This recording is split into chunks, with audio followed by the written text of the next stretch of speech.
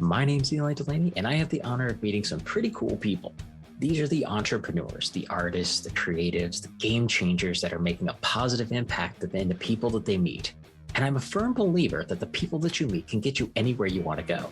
And this show is my way of sharing them with you. It's my way of also helping you meet cool people.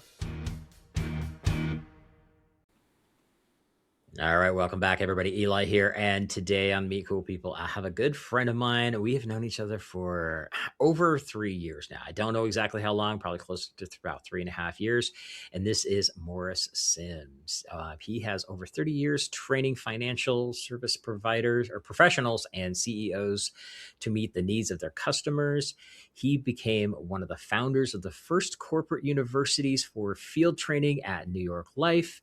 He is the host of the Commission Code podcast, and his entire life has been about solving problems, and that's what he does with his clients now. So with that said, Morris, thanks for coming and hanging out today. Hey, Eli, it's great to see you, man. Thanks for having me. Yeah, well, this is way overdue. You and I were talking because you invited me on your podcast not too long ago. When I get on there and I was like, did you ever get on the Meet Cool People show? And you were like, I don't think so. And I'm sitting there looking and I was like, how did that not ever happen? Because we've known each other for so long. And so we had to make sure we made that happen. So I'm glad you came and hang out today. So tell us a little bit more. I kind of did a little bit of an intro for you, but tell everybody who you are, where do you come, how are you helping your clients, and what's cool and exciting in your life right now? Well, I guess the interesting part about my story is that I started off in chemical engineering. That's where my degree is, from Auburn. Okay. And spent 5 years doing that. Decided engineers are really cool people.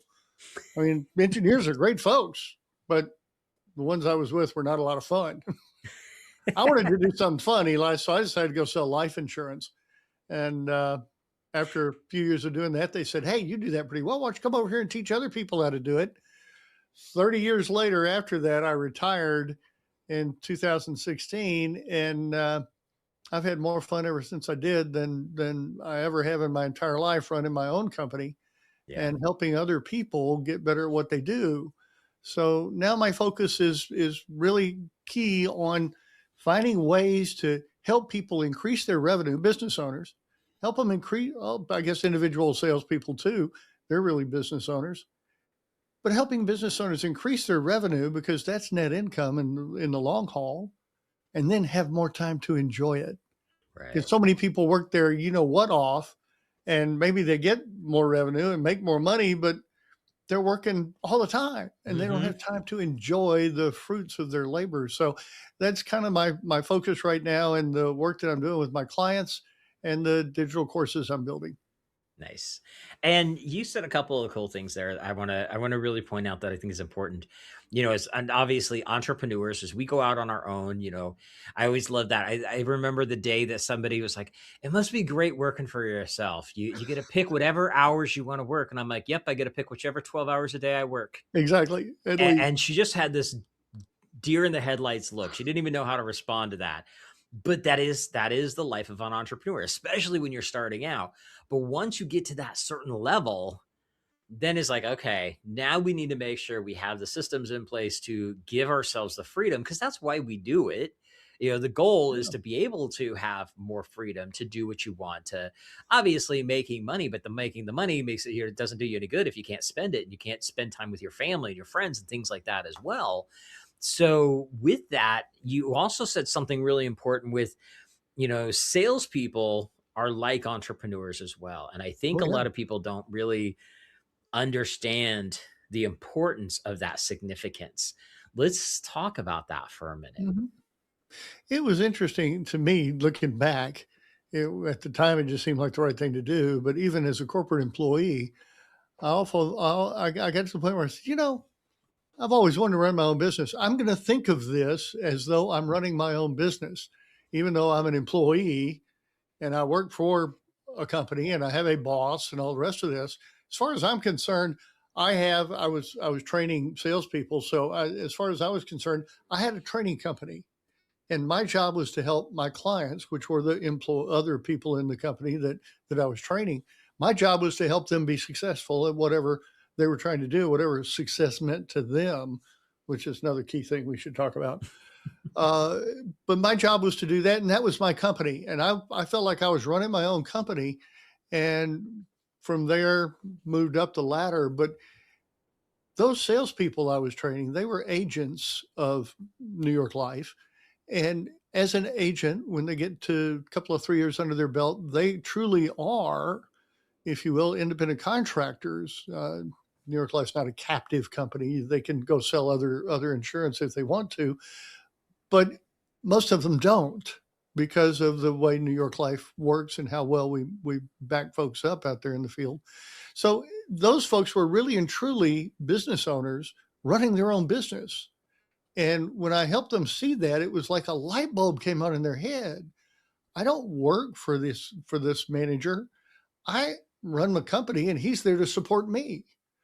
And sure enough, the good managers in our company would look at things and say, well, when you reach, you come in, you work for me, theoretically.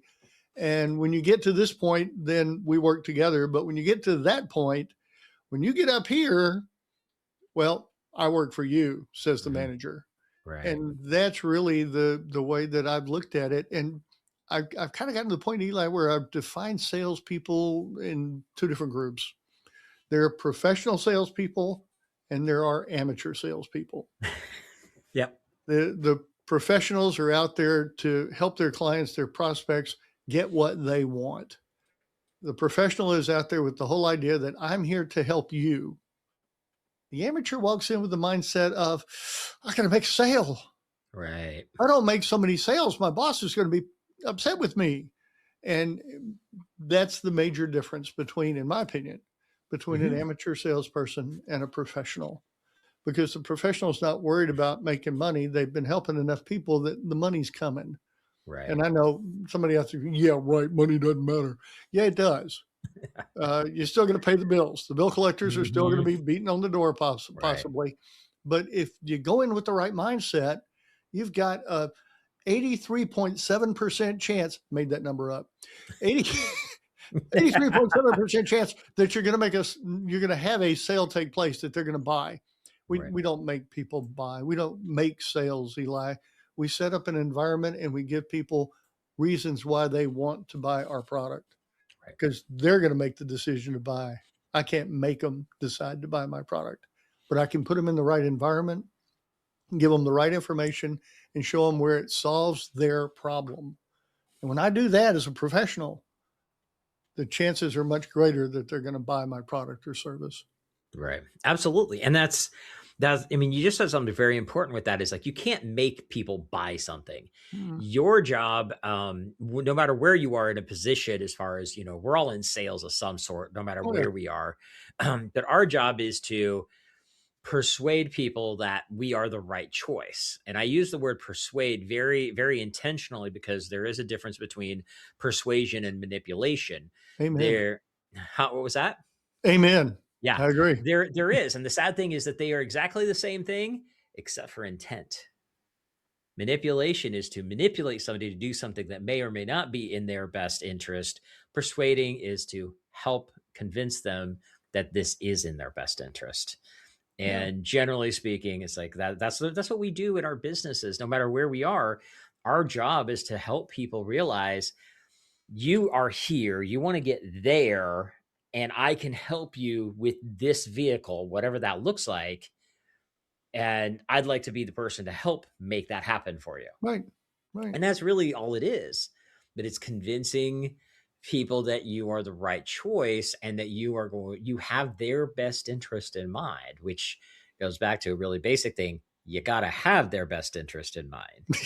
you know, That's got to be number one. But exactly. what you're saying is you got to build a relationship of know, like, and trust. And Absolutely. it is a relationship business. Business is Mhm. a relationship business. Mhm. Sales certainly is a relationship business. But you're right, we're all in sales. I mean, I did more selling in New York as a corporate executive than I ever did out on the street selling insurance. Right. I was selling every day to my team of a couple hundred people, or to my bosses, or to the CEO, or to whomever, to buy into my vision for what the training needed to be and how that department was going to run. that was some of the hardest selling work that I've ever had to do. And it really is boiling down to, let me show you why I think this is important, because it's good for the company, it's good for the people, and this is something we should do. And you should allow me that extra $1 million in my budget to be able to do it. Right. That is just as much a sale. Well, Eli, let's face it, the very best professional salespeople in the world are the parents of toddlers and teenagers. Mhm. And you get right down to it, mama's selling more than anybody else in the entire world. And I see it even to this day. Our kids are in their, well, about to be in their 40s, and we've got 4 grandkids, and grandmama's selling every time she's talking to them about something. Yep. And by George, they know when they're supposed to buy. Yep. I don't know. I might disagree with you a little bit about parents being the best. I think our dogs are the best. Yeah, well, okay, how I about used, I that? used to joke about my pup being able to. He's like my pup was the best salesman in the world because he was always selling me on the fact that it's time for me to go throw the ball for him. Yeah, Absolutely. that's where. Or Yeah, that's or how he used or to work. feed him. Or feed him. Yeah. Absolutely. Yeah. So, but we get into this thing. And a lot of, especially new entrepreneurs, don't they feel icky about sales? Like they're like, I don't want to be salesy. I don't want to be like a salesperson. It's like, no, you are a salesperson. We all are. And we all are anyway, no matter what our position is. But as an entrepreneur, we are the person that has to sell ourselves. And so when somebody's just trying to get over that mindset and they're still fairly new, they're maybe their first year out as a solo, what are some of the things that can help them embrace that mindset and get them over the hump with that? Well, it is a mindset problem, number 1. Mhm. But the way you get past that is to stop doing all the icky stuff. Let's not let's not be salesy. Let's not be icky, which means you don't ask questions to put people in a corner so that, you're expecting that the only thing they can say is yes, because I've asked them the right questions. No, you got to go in there with the mindset that I'm here to help you get what you want. I'm here to help you solve your problem. And when you do that, well, let's put it this way, Eli, the way I teach sales is to suggest to these professionals that there's an outline for the sales process that's the same, I think, for most everybody. Haven't found one that varies yet. But it boils down to building that initial relationship and then having that discovery conversation where you can find out what it is that they want. And once you do that, now you've got the information you need to come back and make a set of recommendations. We don't use the Q word. Quote is just not a good word to use. So we make recommendations. Mhm. And then once I've given you 2 recommendations or 3, Eli, all I have to do is simply say, okay, Eli, there you go. There's a benefit of this one, and this one. I only talk about the benefits of this one, and this one. Which one do you think's right for your business? Or which one do you think's right for your family? And then you do the most important and the hardest thing in the world for a good salesperson. You shut up. You hush, because it's rude to ask someone a question and keep talking. Mhm. You've got to give them time to answer. So you ask that question, which one do you think's best for you and your family? And then you wait. And they're going to choose one. Or they're going to give you a concern or a question, which you answer and you come back to. So, with that in mind, do you think it's number 2 or number 3? Which one do you like? Which one's best for you? And they will finally say number 2. Great. In order to make number 2 happen, we need to do this, this, and this. If it's fill out the application or put down a deposit or whatever the case may be. Now we're in the process. We're done. Sales made, if you will, if you use the Right. old language. They have bought at that point. And you simply go ahead and immediately start implementing the process, whatever that process may be. And you used to call it closing with implied consent, but it's really not. They've consented when they choose one. And Mhm. if they don't want to do it, the great part is if they don't want to do it, they'll stop you. They'll tell you. Yeah, Yeah. They'll absolutely. say, no, wait a minute, I'm not ready to go that far yet. But when you just simply move into the process, if it's just the next right thing, they're going to go with you 99% of the time. And here's the good news. When you do this, they've made the decision. They know they've made the decision, and the chances of them having buyer's remorse and backing out after you leave is minuscule. Whereas If I walk in and I push and pull and prod and manipulate Mhm. in order to make a sale, when I leave, in the case of a family sale, used to always be when I'd leave, if I did that, and I didn't do it very long, but when I did, I'd leave and mom and daddy had talked and they said, we really don't want to do this. Call him up and tell him we changed our mind. Right. Didn't happen often, but it happened every now and again. And I finally realized I can't make anybody do anything. You know, uh, Zig Ziglar. Everybody Mhm. knows Zig Ziglar, right? Yep. You go to Google and you use Google, you search for Zig Ziglar con man.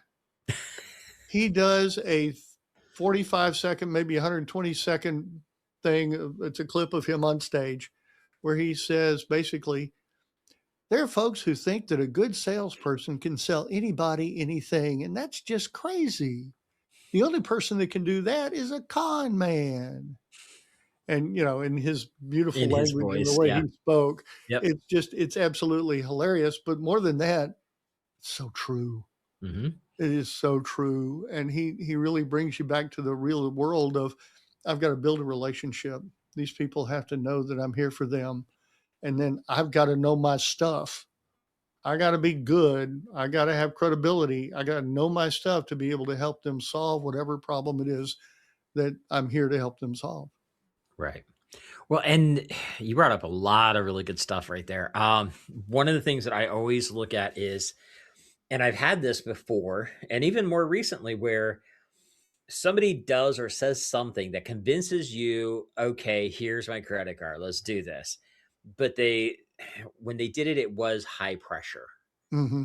And when you do it, sometimes you go ahead and fall for it and say yes and do it. But then you do have buyer's remorse right out of the gate. And even if you get people that start, they'll give you their credit card or whatever, they do the thing, but you don't want them to immediately feel bad about the experience, because even if they never come back and cancel on you or want a refund or whatever, they're never going to continue. They're never going to come back. They're never going to write positive reviews for you, and they're never going to refer anybody for you because you made them feel bad about the decision that they made. Bingo. And that is one of the things that I see, like old school sales. Luckily, so many of us have gotten away from that, and that just doesn't fly near as much as it used to, even 10 years ago. But that was a way that was taught. It's like that Yeah. pressure, Yeah. that's the, quote unquote used car salesman tactics. And, I hate to say that because there are some great car salesmen out there, but Excellent. that Yes. was a tactic. I remember when I bought one of my cars, they did the whole, well, if I put this, I'm going to write a number down and, does this work? And are you going to, just sign right here? And then when he's like, well, no, they're like, oh, so you're not committed to this. And they tried to Oh, pull that my. kind of stuff with me. And I was like, all right, yeah, yeah, no, you're being a jerk. I am not giving you my money. And I Right. literally got up and walked away, you know. The best line I ever heard was, so, Mr. Sims, what do we need to do today to earn your business Mhm. at a car dealership? Right. And I Mhm. said, well, you get me a really good price and the right car. Mhm. Okay. And we talked for a while. Let me get my sales manager. Oh, yeah. Of course. So the sales manager comes in in his button-down shirt and all the right stuff and sits down. Guess what he said, Eli? So, Mr. Sims, what do we need to do today to earn your business? And at Yep. that point, I thought, what sales training have you been through? Yep. Because obviously they taught you to say that, Yep. and it was obviously a rote kind of a thing. And I bought a damn car from them, but to this day I wish I hadn't. But the fact is, I would never have referred anybody or sent them to that dealership. Right. And it's that referral business and the continued business. We're not there just to have them buy one thing from us. We're there to build a Right. relationship so that the next time they have something they need and I can provide that service or that product, they're going to come back to me Right. because they know, like, and trust me. And I have shown my integrity, sincerity, and authenticity. Mhm. When I've worked with somebody and by the time they leave, I'm thinking, who the heck was that? Because I sure don't know They were plastic as they could be. They were AI generated from the word go. Where the hell did he come from? That's not going to work. They've got to Right. see you sincere and real and authentic and be your authentic self. You can't be somebody else. You got to be you. And that's what builds relationships. And it's, Mhm. as I say, business is a relationship business. It just is. Right. Well, and that's where, I think that a lot of people that come in with that kind of mindset to begin with, that are using the manipulation tactics and stuff like that, they're thinking way too short term. They're Mhm. looking at, how can I make a kill today? That's literally Right. the stuff that's going through their mind. And, Oh, we that's the way use, people used to talk about it. yeah. You Oh, yeah. know, how many sales did you make today? How many are you going to make tomorrow? And Hmm. why didn't you make the number of sales you said you were going to make? Right. That's just so bad. Yeah. I And don't know what else it to call it. really It's is. just And it's, bad. I used to do a talk of the hunter versus farmer mentality. And, the hunter is going out and they eat what they kill. And the farmer is planting the seeds and putting stuff in place. Now we have to hunt. We have to get out there in Yeah. front of people. That's just reality. But you've got to focus on that long term of how can you plant the seeds today that you can harvest tomorrow. Right. And that I think makes a big difference. I know for me personally, you know me, I'm all about the follow up stuff and building the systems in place. So, because we are human, we will screw it up. And so we put automation in order to make that happen. But I'm playing the long game. Like, I've literally had people come back to me a decade later and Mhm. say, "Hey, can I talk to you? I think I need your help now." And if it takes that long, it takes that long. My Yeah. goal is to be in front of them until they're ready, whatever that looks like. Sometimes it's, next week, next year, next month, or 10 years. It doesn't really matter. The goal is to make sure that when they're ready for what I have, I'm the first person they think of. Bingo. And I think that's where people are short-sighted a lot of times. And I love this conversation because for me, that's literally a piece of what I try to Yeah. teach everybody is like, think in that long term. You want to make sure that when they're ready, you're the first person they think of. When somebody else they know is ready, you're the first person they think of. You've said it a couple of times, no like and trust. I've started using no like, trust, and loyalty Mhm. because that fourth one is actually really important. You create loyalty with somebody even if they haven't given you money yet. And That's that's right. what I love about this stuff. And you do that by adding value to their business and their lives. Yep. And when I'm teaching people basic marketing, because I'm not a marketer, but I know enough basics to help you get started. It's like, yeah, social media is a great place to gain visibility, and that's really what we want to do is to become visible. Uh, I had a guy on the podcast recently that said, Morris, it's not about who you know, it's about who knows you. Right. And I've taken that to heart. And I tell you, your posts on social or your email list or your direct moves with people, it's all going to be about how you can add value to their lives. So your post is here, the top three things about whatever. Right. Hmm. Your post is about here's something that might be might be of use to you if you're experiencing this problem. That's what you put on social media, not the next discount or the next sale or the Right. next, a new product. We've got a new one and it's at Mhm. this price. Yeah, no, it's not a big electronic billboard. But the same thing's true when you're working with people. It can't be all about your product and service. It's got to be about building that relationship. Yeah. I did a podcast yesterday with a young lady, Jacqueline Strohminger, and she says, no like and trust. I've replaced trust with the word belief. They've got to believe in you. Okay, same thing in my opinion, but still, Yep. whatever floats your boat on the words. The fact is, they've got to have that loyalty, that relationship with Right. you in order to be ready to do business with you today, next year, next week, next whatever. One of the top salespeople I've ever worked with in my life tells the story. He says, I talked to this one guy for over 10 years couple of times a year, I'd call him up and just Mhm. say, "Hey, Eli, how are you? What's going on? Tell me how things are going." And he would always say, "Thanks for calling. It's great to talk to you, but I'm not going to buy anything that you're selling." Yeah, I know. That's okay. I'm not here to see if you're going to buy something. I'm here just to check in and see how you're doing. 10 years down the road, he calls him up. He says, "Look, my accountant and my attorney say I must buy $1 million worth of life insurance. Do you do that?" And That's now funny. and then, obviously he becomes client. Right. A true story. And it's just amazing how that follow up makes Mhm. all the difference in the world, because that's how he'd built a relationship with this guy. Right. Okay, it was a once or twice a year relationship, but heck, it was a relationship Mhm. enough Yeah. that when he had to do business, he was ready to call this individual and not, the next guy that shows up on the TV telling him he can bundle his home and life and everything else. Right.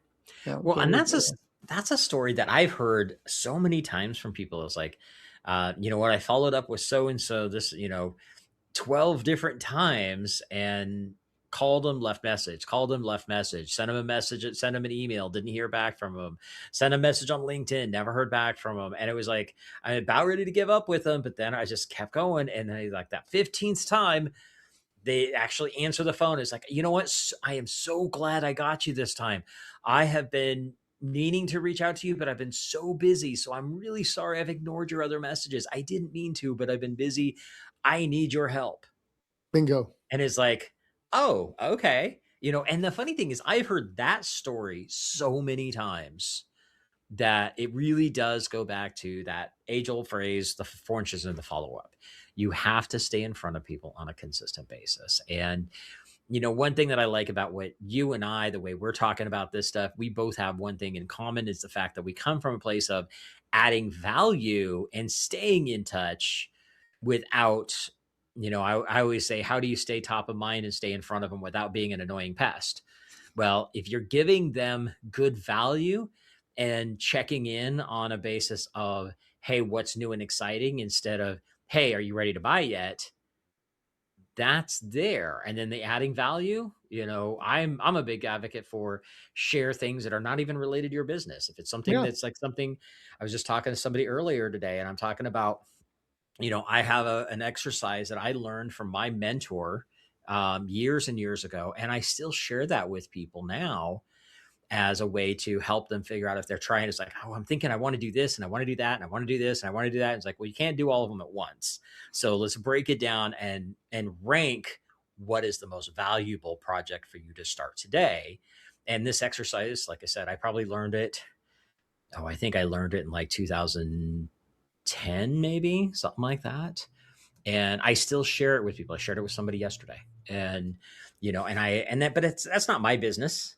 If I teach them that, it has nothing to do with them giving me money for my business, Right. but I added value for them. Mhm. And the person that I shared that with was like, "Oh, that is awesome. Thank you." Super excited about it. Well, I know that I created some loyalty with that. Yeah. And that's where all this stuff comes into play. So I love the way you're talking about this stuff. No, it is. That's become my philosophy. It's no longer looking for the latest and greatest tactic. Tactics don't work. Authenticity works. Yep. Now, that does not mean, Eli, that you should just go out and try and make it up yourself. You Right. must use the knowledge and the skills of other people, and then you must practice to develop a Mhm. skill. You must use the knowledge and skills of the other people that have gone before you and done very, very well to learn how to do it properly, because there is a way to do it right and there's a way to do it wrong. Right. I've often said, "Hey, look, I can teach a monkey to sell life insurance." Not that I ever have, but I could if There's a I had challenge to. for you. I could do that. But it's like, yeah, I, uh, I could stand on the street corner in New York City in downtown Manhattan and just stand there all day. And as people walk by, I go, "Hey, you don't want to buy any insurance, do you?" And eventually somebody's going to say, "Well, you know what? I really do." Mhm. And I'd sell something. But that's not the most effective and efficient way to Right. do it. So you learn from the people who are out there doing it right, who are doing it with the idea of helping other people, with the idea of solving problems, and not with the idea of pushing or pulling, but with the idea of helping and being of service, being a Mhm. servant leader. When you do that, you're going to make a whole lot more people happy, and you're going to make your family a lot happier, and everything's going to come together much better than if you go out there and try and shoot from the hip and do it on your own. So you gotta learn from the people who have been successful, and then when you do, you have to kind of take that with somewhat of a grain of salt and say, does that really fit me? Do I sound and do I act, and am I being authentic Right. when I use those words in that language? So it's not that prescribed words and language are bad. They can be very good. And you can take prescribed words and language and tweak them and make them your own Right. so that they are authentic and they are real, and you can be real and authentic to the people that you're working with. Because again, it goes back to building a relationship. Yep. I love it. I love the way you just described that because I think that is something that's really important is we learn from others, but we do have to put our we have to have our personality as part of it. When we Oh, totally. implement whatever strategy, because we learn strategies on how to do things, especially when it comes to the language you use, because I'm a big one on language, the language you use to help get sales. Some of it works really well. Some of it works well for some people, but not for others. There's a lot of that stuff, especially the more pushy side of sales. I don't like it in any way, shape, or form. Yep. And Me most of either. the beauty of it is most of my clients don't either. So that's why they're attracted to working with me because of the fact Yeah. that that's not my style. And I like that, we can take the bits that work, the bits that resonate with us and incorporate it into our stuff, but we should still always stay authentic to ourselves. Be yourself. Like your personality is a big piece of why people buy from you. I always tell people it's like all of us, every one, single one of us, we have a million people that do what we do. The difference is not just our experience and our results. That's a factor, absolutely. But a lot of times the deciding factor on working with somebody is because of their personality, how people feel with you. Do they feel comfortable with you? Do they trust you? I've had people that I think, their numbers and everything that they say looks really good, but they just rub me the wrong way. And I'm like, yeah, I not, don't trust this guy. And we have to be careful that we stay authentic to ourselves because you don't want to run into that same kind of situation. And it's hard sometimes when you're out there and you're thinking, gee, I want to be just like Joe Mhm. or Sally or Right. Sue. I want to be just like them because they're great and they're successful in their business and they've got a wonderful family. I want to be just like them. So you start trying to impersonate them, and it doesn't work. Yep. It just doesn't work. No, it You doesn't. can take the strategy, the skills, the knowledge they have, and build your own knowledge base and practice and build your own skills, but they got to be yours. Doesn't mean you didn't start with that framework and adjust it to make it Mhm. fit in your authenticity, but it's got to be authentic. You can't take my words and repeat them one for the other if it doesn't fit in your style and your authenticity. Right. No, I 100% believe that one. This has been awesome, my friend. All right, we're gonna start wrapping things up here. So, before we end it, we've got two questions I'll ask you. But before we get to those, is there any last bits of wisdom that you'd like to share before we start closing out? Oh wow, good question. I don't know if it's wisdom or not, but I can talk about experience. The one thing that I experienced when I retired in 16, I started this business 8 years ago, is I had to stop because I just hit the road running. Just, oh, I know how to build a business. Been teaching people how to do that for years. Come on. And I went out there and just started running as hard as I could, was talking to as many people as I could, and things were going along, but business wasn't coming in and I wasn't having any fun. I said, okay, wait a minute, stop. What am I doing this for? What, why, and how? I've developed it into something I call the clarity principle. You got to be clear about what it is you want And it's got to be more than, oh, I want to be a successful business owner. Okay, Right. that's true. We all do. So go down deep. What is it that you really want? And then why do you want it? And that why has to be fueled with passion and just built on emotion. Well, wrapped in passion and fueled with emotion is the way I usually say that. Right. Because that why is what is the fuel for your business and gets you up in the morning and gets your feet on the cold ground and makes you go get that cup of coffee at 5:30 and start working. And once you know what and why, then the question only becomes how. And that's the clarity principle. What, why, and how. And your how is your strategy. And it's one Mhm. or two strategies, not 10 or 12. Yes. That's a big Got point to right be able to focus. So there. I think that if there's any wisdom I could share, it's because of experience, and that's the experience that I think is probably the most important, is creating that foundation based on your values of what it is you want, why you want it, and then what's your business model? How are you going to get there? And once you have that, then you can begin to build a strategic action plan, which Mhm. is going to deal with, okay, exactly what I'm going to do with marketing, exactly what I'm going to do with sales, exactly what I'm going to do with implementation, because I can plan for years to come, but if I don't get off the couch and go do something, ain't nothing going to happen. Yep. So that's it. Marketing, sales, implementation, and finally systems. Yeah. Having systems to make it work. Once you get that foundation down, everything else becomes much more clear. Yeah. So I love it. Very, very cool. Awesome. All right. Well, let's go ahead and wrap things up. Last question is going to be the easy one. How do people get a hold of you? But before we do that, I always like to ask every one of my guests one simple question. This is the Meet Cool People show. So I'd love to hear your thoughts on what does Meet Cool People mean to you? Oh, that's a great question. Meeting new people is all about, in my opinion, is all about expanding the circle of influence that you have by meeting folks that you enjoy being around.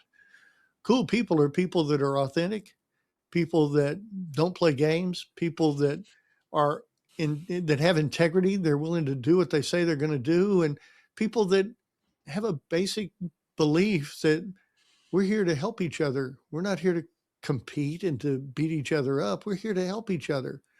And when you have that kind of a mindset, then you're a cool person, in my opinion.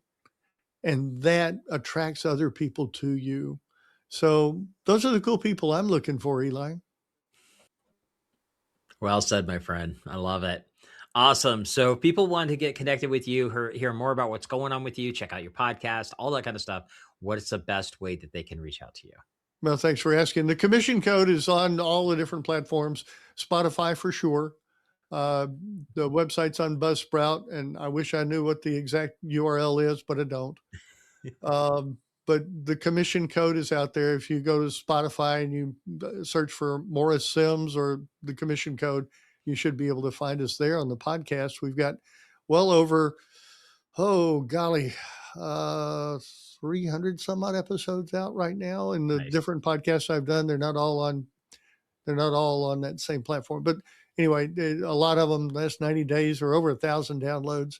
So it's gained some traction. It's out there. We're about to start a new one, a new episode of that. We'll do one on Wednesday, which is normal. That's where a guest is on. And then on Fridays, I'm doing a solo podcast coming up here soon. It's going to be all about helping folks create their own personal operating system. And it Nice. leads to a digital course that takes you step by step through putting it all together. Because once you've got all these things and you've done all the thinking work and you're ready to do something, there's too many things to do. And you've got to have a system to operate yourself, Hmm. because we all only have 7 days a week, 24 hours a day, Eli. Can't manage time, but you can manage yourself. Right. And I've found that having that daily plan, that personal operating system that tells me what I'm supposed to do every day, and it's not the same every day, it's what I need to do today, that helps me stay on track and become effective, as well as a hell of a lot more efficient. So that's going to be coming out on Friday. Again, it's the commission code, just a different episode. But best way to contact me, I'm on LinkedIn for sure. But the best way to contact me is my email address. It ain't easy. It's supposed to be easy, but it's not. Sims.rm2017 at Gmail. That's SIMS rm2017 Would love to hear from you. Awesome. Well, thank you so much, my friend. I really appreciate you coming and hanging out today. And for everybody listening, definitely get out there, check out the commission code. I had the honor of being a guest on the show, which was a lot of fun more recently. Definitely go subscribe to that one. Check out everything that Morris has going on. And for everything else, get out there. Have an awesome, awesome week. If there's anything I can do to help you out, reach out. Let me know. And that wraps up another Meet Cool People show. Now, if you like what you heard, be sure to give us a like, subscribe, or review so I can help introduce these amazing cool people to even more amazing cool people. And just remember, meeting cool people is just the beginning. You need to have a system in place to follow up with the amazing people that you meet. This is exactly what we do for our clients. Now, if you'd like to see if my team and I can help you, go to convertmoreclientsnow.com and check out the case study video to see exactly how we're helping our clients turn casual connections into cash clients for life. Again, go to convertmoreclientsnow.com and see how we can work together to turn you into a follow-up rock star.